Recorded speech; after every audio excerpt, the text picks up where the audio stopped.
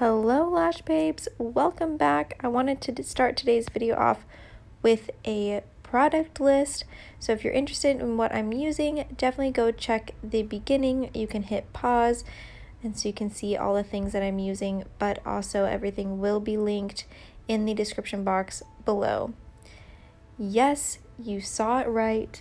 We are coming out with a glue. It should be here at the end of next month.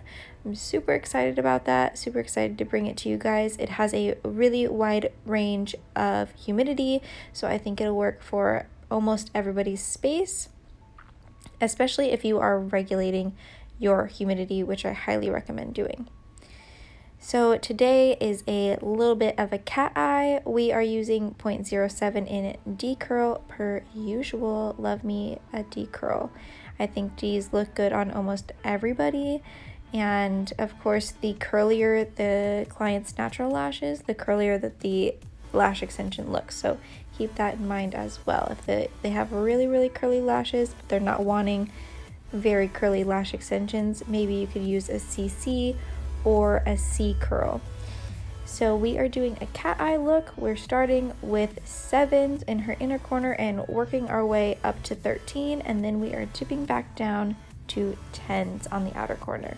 I'm gonna let you guys watch this video. I want to give a little forewarning that this video is a little bit dark because of my big head. So don't come after me. I'm really sorry. I gotta work on the positions like I say all the time.